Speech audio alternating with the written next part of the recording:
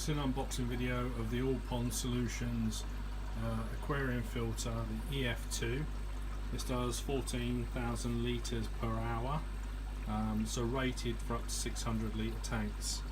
It can be used for fresh water or salt water.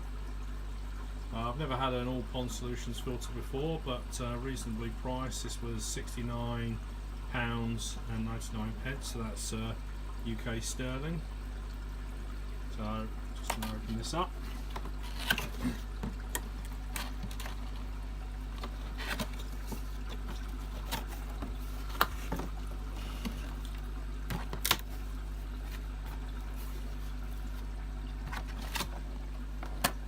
Needs to be well packaged.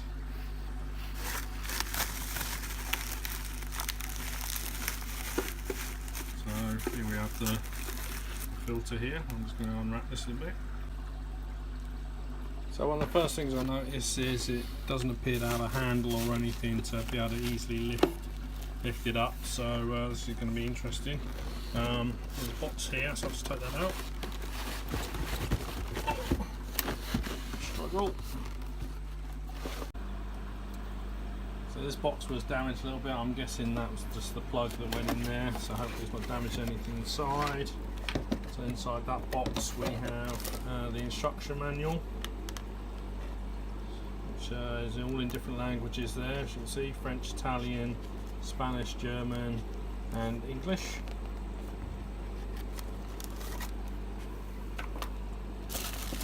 We have some green tubing. Not sure why they've chosen green, to be fair, but no, hopefully that'll be enough.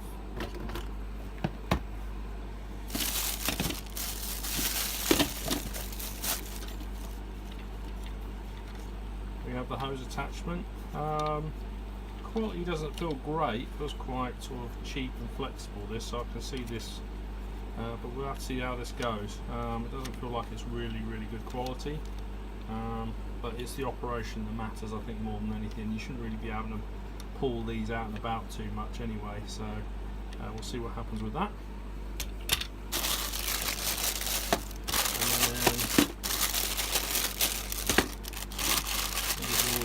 Work, I would guess. That's all the overflow pipe work in there, and the extraction, and that's the feed, I think, as well. So I think it's got a spray bar with it by the looks of it. It's all sealed in this packaging, so I'll have to get the scissors out for that. So this is the instruction manual here. It does say, you know, don't run this dry, it won't automatically cut out or anything like that. Hasn't got a UV filter in this one either, so it's worth bearing in mind. I'm showing you a setup diagram there.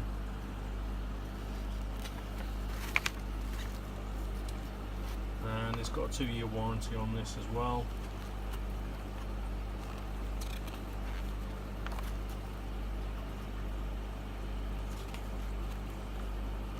Yeah, it's, hopefully it will do the job.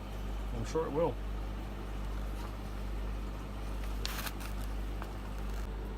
I'll just cut the tops off the plastic bags here. So this is the spray bar. Again, plastic feels quite cheap. Again, I'm not sure about how long that will last. But, you know, there was in the detail. So a bit more of a spray bar, so that's good. So I was a bit concerned just then that that was only going to be a small spray bar, but it's obviously going to double its length. So that's reasonable length there, and it's got a bend, 90-degree bend there. So the overflow one, plastic. So this is the output, so that goes at the bottom of the tank. Suck up any debris, tries from the bottom. We have a bend which will go over the top of the tank. Some extension bits there, so that's the bend that goes over the tank, so I can get on the video. That is, I guess, an upstand for a surface skimmer, which I would suspect that is, so that's the surface skimmer part. So that's the surface skimmer. and again just an extension of that just to allow the pipework to go to the bottom of the tank. So that's what's inside the box there, so let's pull that back so I don't lose it. So this is the primer, so that's got a good spring in that, so that feels good. I'm not sure what this bit here is, whether it's just blanked off or not, so I have to read the instructions about that. Got the bulkhead here, which locks into place. Doesn't have any adjustment to reduce flow on this at all by the looks of it, so that is just purely a lock.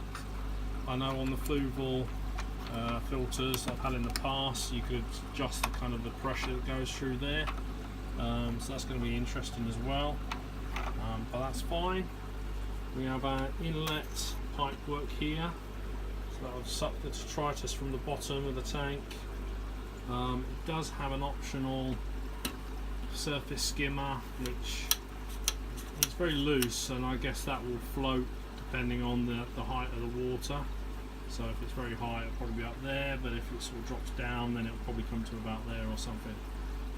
One thing I would say about this, as this is an optional skimmer, right, I would have thought the pipe work here, which should be the optional bit, would have been shorter. I would much prefer to have seen this little cap there with the extension going off there, so it's a bit more flush. So if you don't want to use a surface skimmer, and a lot of people don't, you don't have that bit of pipe stuck there, right?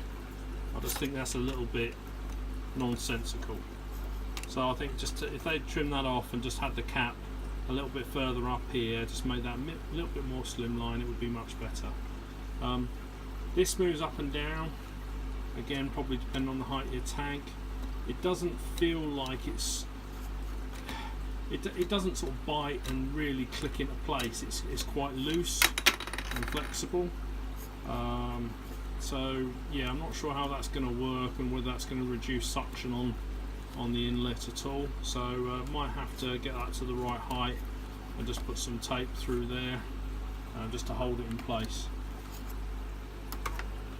The outlet pipe is you've got a spray bar or optional spray bar, and also just a U-bend there with a 90-degree bend on, so I guess you can just take that off.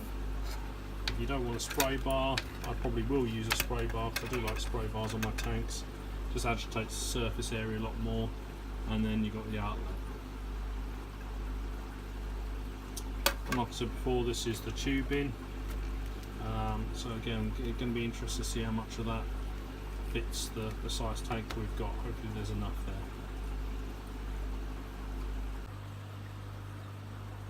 So here's the pipe work that came with the All Pond Solutions EF2 external filter. So this is go on the inlet and outlet pipe work. One thing I did notice is it came in two pieces. It was already pre-cut to length. To be honest, I think I would rather have had that as one piece and then be able to make up my own mind how long and how short I want to use each of the inlet and outlet pipe work. So I think that's probably something that All Pond Solutions should bear in mind for the future. That this, yeah, it should be down to the customer how long you want the pipe work, yeah?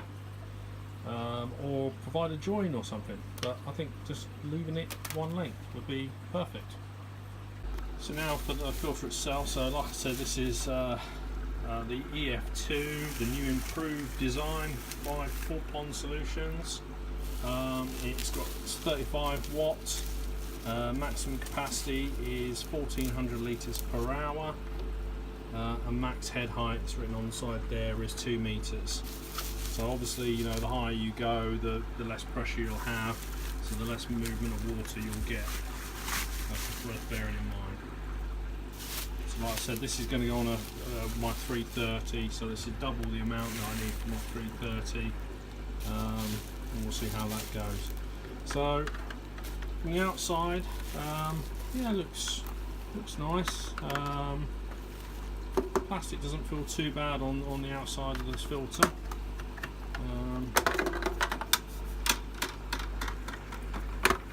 These clasps don't feel great. Again, feel like they could break after a general wear and tear. I guess that's find out what that is. I guess that's the primer, is it? Yeah, that's a primer. Probably a purge valve of some description, or this blanked off space. Take that off. Looks like it has been tested. We've got water dripping out of that, so obviously been tested at some point. And then we get to the media inside. So these are the baskets. So we have one basket there, some bio balls in that one, and a little bit of filter floss. These do actually have handles on it, so it does actually allow you to get the trays out.